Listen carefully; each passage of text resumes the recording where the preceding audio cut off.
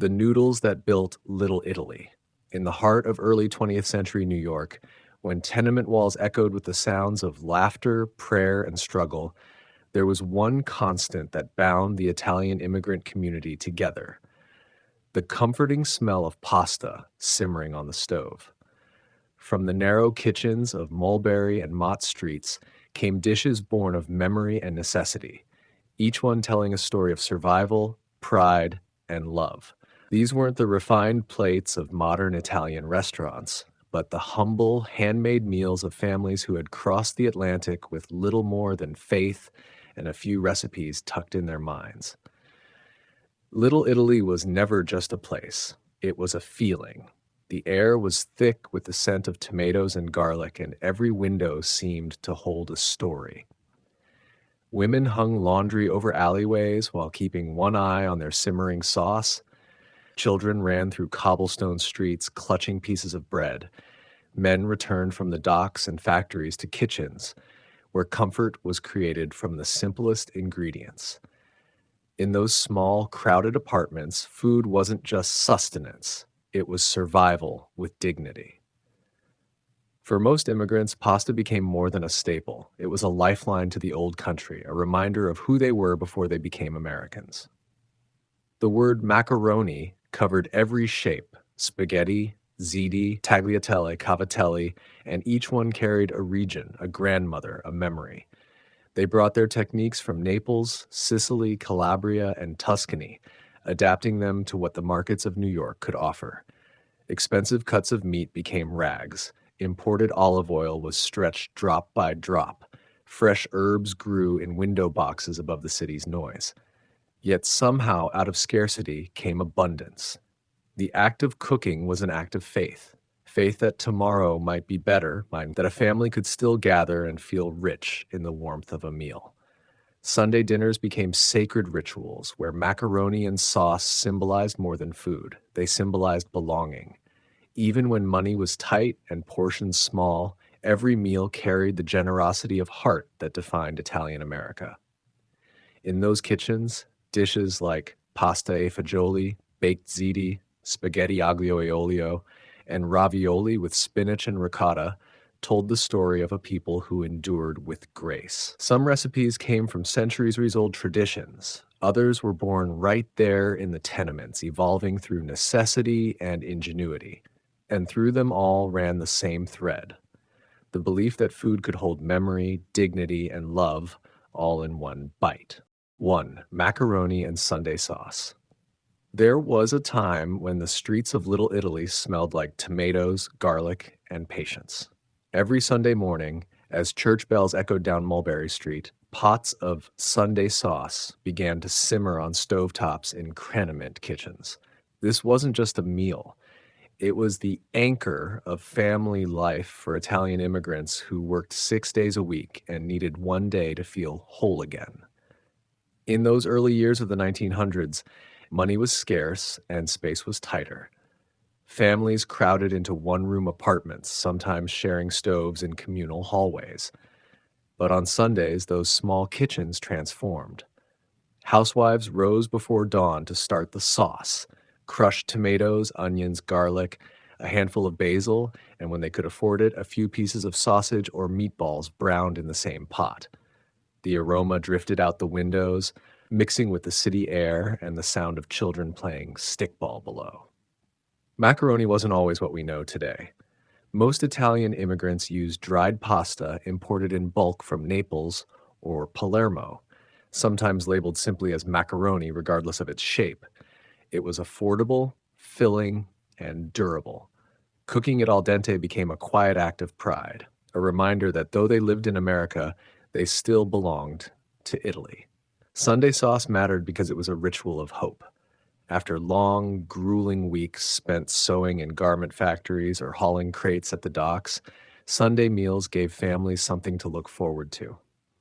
It was the day when fathers wore clean shirts, mothers spread tablecloths, and children were reminded that they belonged to something bigger than the hardship outside.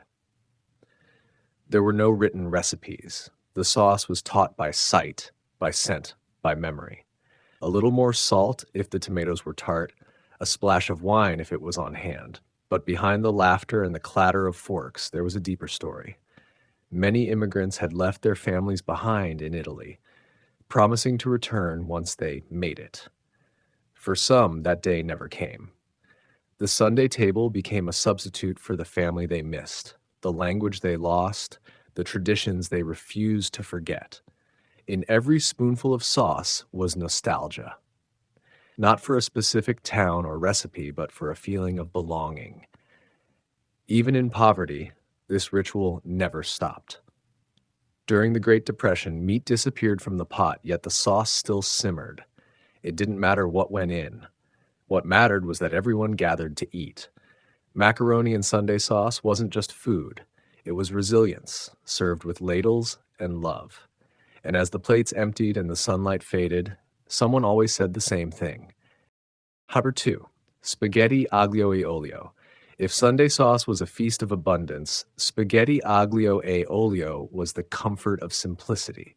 It was the dish that waited quietly in the pantry, a humble safety net when money ran thin and the butcher's window was only for looking.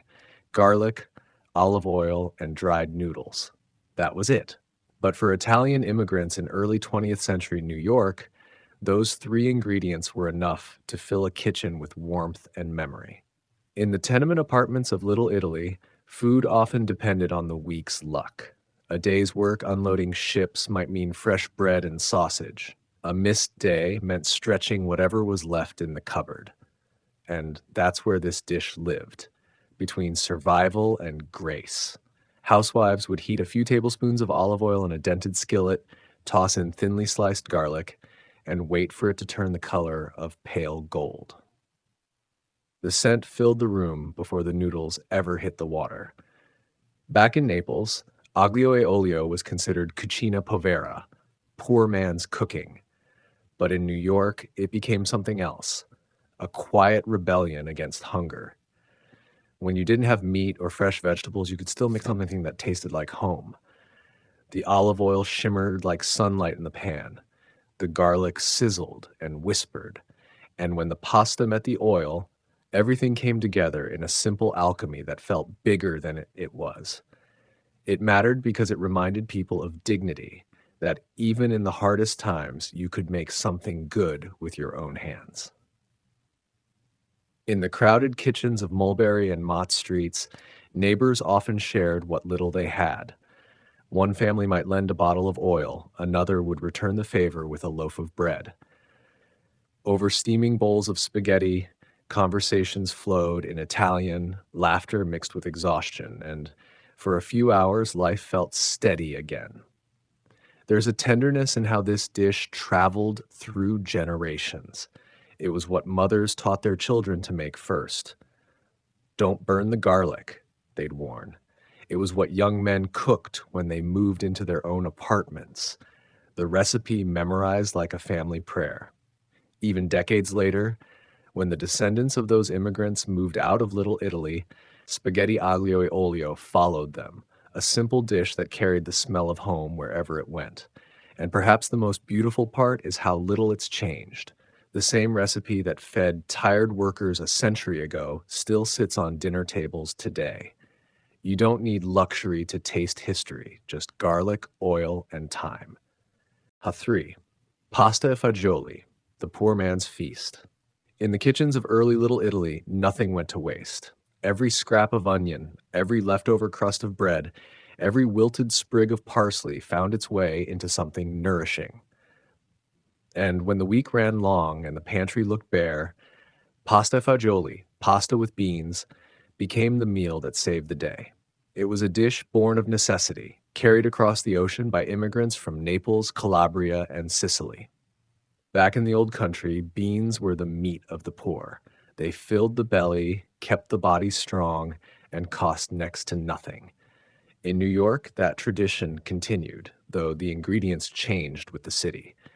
Cannellini beans were replaced with whatever the grocer had, navy beans, pintos, or even lentils. The pasta might be broken spaghetti, macaroni, or small shells, whatever could stretch the pot a little further. In a single tenement building, You might find three families making three different versions of pasta e fagioli, each one claiming theirs was the right way. One added a spoonful of tomato paste, another used garlic and onion, but never both. A few threw in scraps of pancetta or salt pork when they were lucky. But all agreed on one thing. It had to simmer slowly, long enough for the beans to surrender their starch and the sauce to thicken into something that hugged every noodle. This wasn't just dinner. It was a ritual of survival, disguised as comfort. After long days spent sewing in factories or selling fruit on street corners, families would gather around bowls of steaming pasta e fagioli, grateful simply to be fed. Mothers would ladle it out carefully, making sure everyone got a fair share. Fathers would crumble bits of stale bread on top, soaking up the last drops of broth. Children would lick their spoons clean, unaware that what they were eating was considered poor man's food. And yet, that label meant little to them. In the warmth of that meal was pride, the quiet, unspoken kind. It reminded them that they could endure, that even when life in America was uncertain, they still had each other, and they still had the recipes that made them who they were. As the years passed, pasta e fagioli became more than a dish. It became a symbol. You could find it on the menus of small Italian eateries and in the homes of families who'd long since left the old neighborhood. It was proof that food doesn't have to be fancy to matter. It just has to be honest. And in that honesty, there's beauty. Beans, pasta, a little oil, and a lot of heart. That was the immigrant table. Part 4, baked ziti for a crowd. When there was something to celebrate in Little Italy, a christening, a wedding, or even a son returning home from the war, the ovens came alive. Baked ziti wasn't an everyday meal. It was a declaration of joy, a sign that for one night the struggles of immigrant life could be set aside. In the narrow kitchens of tenement buildings, families built this dish layer by layer, feeding not just their own, but half the neighborhood. In the early 1900s, Little Italy's celebrations weren't about extravagance. They were about togetherness. When good news arrived, everyone pitched in. One family brought tomatoes, another lent a pan, and someone's grandmother always had cheese tucked away for special occasions. Ziti noodles were boiled in giant pots, mixed with red sauce, mozzarella, and ricotta, and baked until the top bubbled and browned. There was no strict recipe, only instinct. A handful of this, a spoonful of that. Every pan tasted a little different, but every bite tasted like belonging. The sauce was almost always homemade, simmered all morning until it clung perfectly to the pasta. Some cooks added tiny meatballs, others layered slices of sausage between the noodles. The aroma alone could stop neighbors in the hallways. Children would hover near the oven door, waiting for that moment when the cheese started to blister and form golden edges. Baked ziti mattered because it marked milestones. In a world where most days were spent working long hours for little pay, these gatherings were sacred. They reminded families of their worth, that they could still create abundance from modest means. The dish symbolized unity. It was always made in large pans because it was never meant for just one family. There was always enough for someone else. The widow down the hall, the friend between jobs, the neighbor who couldn't make rent that month. But beneath the joy, there was emotion that ran deeper. For many Italian immigrants, baked ziti was a taste of celebration they'd missed back home. Some had left behind their parents, never to see them again. So when the first bite was served, there was often a quiet toast. To family, they'd say, even if the people around the table weren't all related by blood. In Little Italy, friendship became family, and food became the glue that held it together. As the evening went on, the music played, wine flowed freely, and laughter echoed through the old brick walls. Empty plates piled up, the pans scraped clean. The next morning, only the smell of baked cheese lingered, soft and comforting, like a memory that refused to fade. And when the celebrations ended and the work weeks began again, The people of Little Italy returned to their simpler dishes, the ones that kept them going when times got lean. Number 5. Tagliatelle with meat rags. Before supermarkets and factory packaged pasta, tagliatelle was made by hand. Long, golden ribbons cut from thin sheets of dough rolled out on kitchen tables dusted with flour. For Italian immigrants in Little Italy, this was a skill carried across the Atlantic, a piece of home that no poverty or distance could take away. But meat in those early years was a rare luxury, and so they learned to make a little go a long way. Thus was born tagliatelle with meat rags, not a full ragu, but a clever imitation born of thrift and tenderness. A meat rag was exactly what it sounded like, the smallest possible scraps, shaved from bones or trimmed from butcher's leftovers. Immigrants often bought them for pennies from sympathetic shopkeepers who knew they couldn't afford proper cuts. The meat was browned with onions, garlic, and a little tomato paste, then simmered until it melted into the sauce, coloring it more than filling it. The result wasn't rich or heavy, but it carried the illusion of abundance, a sauce that whispered of better days. In the narrow kitchens of Mulberry Street, this dish was often a Saturday ritual. Mothers would knead dough while their children helped crank the pasta machine, turning handles with squeaky determination. The sound became part of the household rhythm, blending with the clatter of streetcars and the calls of pushcart vendors outside. The pasta would dry over chairs or hang from broomsticks balanced across windowsills. It wasn't fancy, but it was beautiful. This dish mattered deeply because it taught a generation how to stretch what little they had without losing pride. No one called it cheap.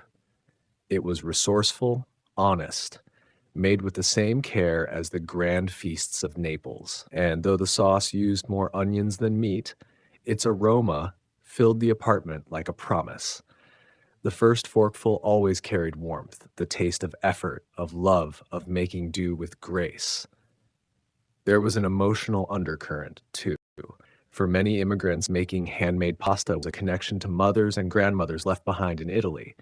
Each roll of dough, each slice of tagliatelle was a kind of letter home, one written in flour instead of ink. Even after long days spent working in factories or on construction sites, families made time for this ritual. It reminded them who they were before the hardships of America began to shape them. As the sauce simmered and the kitchen filled with steam, the worries of the week seemed to fade. Around the table, laughter replaced exhaustion. No one complained about the small portions of meat. They were too busy enjoying what they had created together. And when the plates were cleared and the candles burned low, the same thought passed through every heart in that tiny kitchen. We survived another week, and it tasted good. Number 6, linguine with clam sauce. Down by the wharves of Lower Manhattan, where the air smelled of salt and iron, a new kind of meal was born. It wasn't planned in the kitchens of Little Italy, but in the hands of dock workers, men who spent long, grueling days unloading ships from the Atlantic. When the work was done, they sometimes came home with a handful of clams, too small or too damaged to sell at the Fulton Fish Market.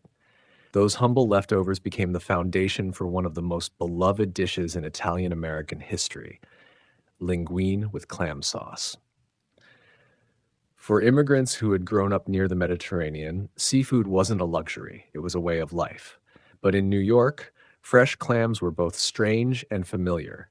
Different species, same ocean soul. The first time someone dropped those clams into a skillet of garlic and olive oil, the scent was like home coming back to life. The shells popped open with a hiss, releasing briny steam that mingled with the smell of frying garlic.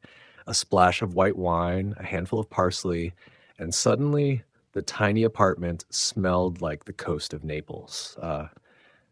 This dish mattered because it represented ingenuity, the ability to turn what others threw away into something elegant. In the early 1900s, meat was expensive, and fish was often considered poor food, but to Italian immigrants, it was gold. Linguine, thinner than traditional spaghetti, was chosen because it clung beautifully to the light, silky sauce. The clams brought flavor and memory. The oil gave warmth, and together they created something both humble and proud. Families often shared this dish on Fridays, when Catholic tradition called for abstaining from meat. Children would help scrub the clams clean in the sink while mothers prepared the pasta. The sauce came together quickly: garlic, oil, maybe a pinch of red pepper flakes for heat, but it carried the soul of the sea. In those tenement kitchens, where the sound of the city never stopped, this meal brought a brief, peaceful pause. There was also a quiet poetry in it. Immigrants who had left fishing villages in Sicily or Calabria found comfort in those familiar tastes. The ocean, which once separated them from home, now connected them to it again, through food, through smell, through memory.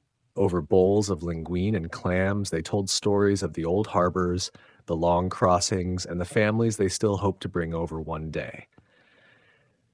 Even decades later, when Little Italy began to change and the old docks fell silent, linguine with clam sauce remained a favorite, a link between hardship and heritage. It was proof that beauty can rise from the simplest things, that the sea gives back to those who listen to it. And after the plates were cleared and the last bit of sauce was wiped clean with a piece of bread, the kitchen would grow quiet until someone said softly, "Next week, we'll make soup." 7. Homemade egg noodles in chicken broth. When the cold winds swept through New York's narrow streets and the tenement walls seemed to hold the chill, mothers in Little Italy turned to one simple cure: a steaming bowl of homemade egg noodles in chicken broth. It wasn't medicine in the modern sense, but in those crowded apartments, it was the closest thing to it. A pot of broth could soothe a fever, calm a cough, or comfort a weary heart. In the early 1900s, chicken was still a luxury for many immigrant families. Most weeks, they couldn't afford a whole bird. But when someone fell ill or when winter came hard, they'd find a way. A few pennies saved here, a favor returned there. Soon enough, a small chicken appeared on the kitchen table, ready to be turned into something that could feed a family for days. The carcass and bones went into the pot first, simmering slowly with onion, celery, and carrot. The smell alone felt like safety. While the broth cooked, the real heart of the dish took shape. The noodles. They weren't store-bought, not back then. Mothers cracked a few eggs into a mound of flour, kneading until the dough turned smooth and elastic. Children watched in quiet fascination as she rolled it thin and sliced it into ribbons, some wide, some crooked, all perfect in their own way. It wasn't about precision, it was about care. Those noodles were living proof that comfort could be handmade. When the broth was ready, the noodles went in just long enough to soften. They soaked up the flavor, turning golden and rich. Bowls were filled one by one, and the whole family gathered, sometimes with scarves still around their necks. The first sip was always silent. Then came that sigh, the one every immigrant knew. Relief, gratitude, the sense that for a few minutes, everything was all right. This dish mattered because it carried emotion deeper than hunger. It was the taste of love during sickness, the warmth of home in a world that often felt cold. For families who'd lost relatives crossing the ocean or who lived miles apart in different boroughs, chicken broth and noodles was how they said, "I'm still here for you." It healed more than bodies. It held families together. There's a timelessness in it, too. Long after Little Italy streets changed, after factories closed and children moved uptown, the memory of that soup lingered.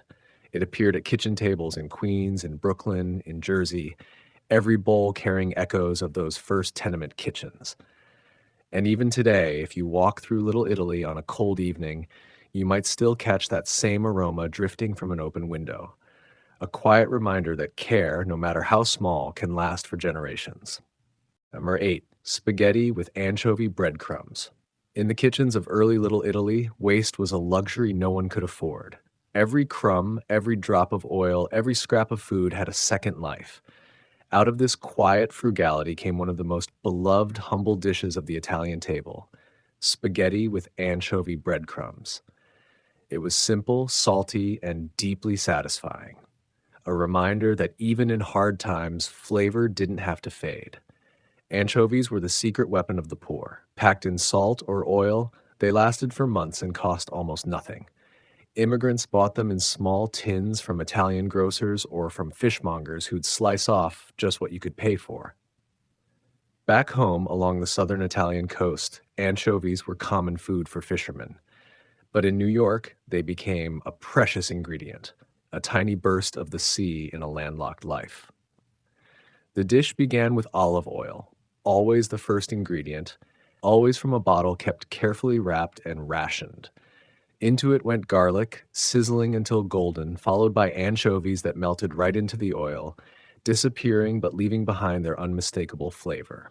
That smell, salty, rich, alive, would drift down the hallway, telling neighbors exactly what was for dinner. Then came the breadcrumbs. Made from stale bread grated by hand, they were toasted until crisp and nutty, turning the simplest pasta into something special. Sprinkled over the spaghetti, they added a satisfying crunch, mimicking the texture of something far more indulgent. Some cooks called them poor man's parmesan. But the truth was, this topping didn't need apology. It was honest food, born from necessity and crafted with pride. What made spaghetti with anchovy breadcrumbs matter was more than its taste. It was its symbolism. It represented the resilience of immigrants who refused to give up good cooking even when times were lean. There was artistry in that skillet, wisdom in every choice. You learned how to bring depth from salt, texture from bread, comfort from the smallest things. On Fridays, when meat was forbidden, this dish often took center stage. Families would gather, saying grace quietly before the first bite. The combination of garlic, oil, and anchovy brought a warmth that felt far bigger than the meal itself. It was quick to make, but it lingered in the air, in the memory, in the heart. And when visitors came from other parts of the city, they were often surprised by how something so modest could taste so rich. The secret, of course, wasn't in the ingredients.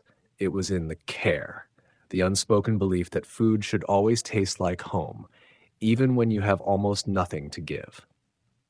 When the plates were cleared and the pans washed clean, families saved the leftover breadcrumbs in little jars. Her 9. Ravioli filled with spinach and ricotta. If you were walking down Mulberry Street on a holiday morning, maybe Easter, maybe Christmas, you could always tell which families were making ravioli. The air smelled faintly of flour and butter, and if you listened closely, you'd hear laughter through open windows. Ravioli, filled with spinach and ricotta, wasn't an everyday meal in Little Italy. It was a celebration, a slow, careful labor of love saved for the most special days of the year. Back in Italy, ravioli had been a dish of pride. Each region had its own shape, its own filling, its own little secrets. When immigrants arrived in New York, they brought those traditions with them, folded carefully in memory, not recipes. Flour, eggs, and cheese were precious, so making ravioli meant sacrifice. It said, "Today matters." Mothers and daughters would gather around the kitchen table early in the morning, rolling dough so thin you could almost see through it. The sound of the rolling pin on wood echoed like a heartbeat. The filling was simple: ricotta mixed with spinach, salt, and a touch of nutmeg when someone could afford it. The cheese came from small Italian grocers who made it fresh, and the spinach was usually boiled down from the week's leftover greens. Each raviolo was sealed by hand with careful pressure, the edges pinched tight to hold the treasure inside. It was slow work, but no one hurried. Making ravioli was never just about food. It was about being together. As the pasta cooked, the sauce simmered beside it, often just tomatoes and basil, or browned butter with sage for those from northern Italy. When the ravioli floated to the surface, soft and plump, it was a moment that always brought smiles. Families crowded around the table, children counting the little pillows, to make sure everyone got their share. This dish mattered because it carried meaning far beyond its ingredients. For immigrants who had left behind everything familiar, ravioli was a taste of home reborn in a foreign land. It reminded them of feast days back in Italy, of the church bells ringing and the long tables filled with cousins, uncles, and neighbors.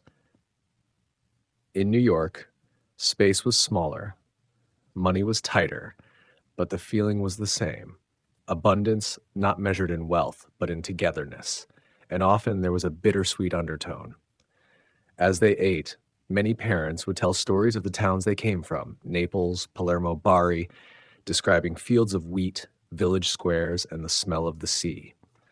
For the children born in America, those stories storied inside the food itself. Ravioli wasn't just dinner, it was inheritance. When the plates were cleared, the leftover ravioli, if there were any, were wrapped in cloth and saved for the next day. And as the night ended, someone would always say, "Next year, we'll make more." Because in Little Italy, joy was measured not in what you had, but in what you made together. Cavatelli with tomato and basil. If you wandered through Little Italy on a warm Sunday afternoon, you might have seen something that felt almost sacred. A grandmother at her window, sunlight glinting off her rolling pin, shaping cavatelli by hand. The smell of simmering tomato sauce drifted through the street, mingling with the sound of children playing and the faint music from a nearby cafe. In that moment, you weren't just in New York. You were somewhere between old Italy and the new world being born from it.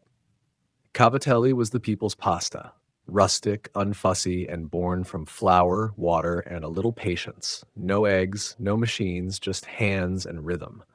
The dough was rolled into long ropes, cut into small pieces, and pressed with a thumb or the back of a fork to make its signature hollow shape. It was simple, but it carried meaning. Every mark left by a fingertip was a sign of care. A grandmother teaching her granddaughter how to feed a family, how to carry a tradition forward. The sauce was just as pure.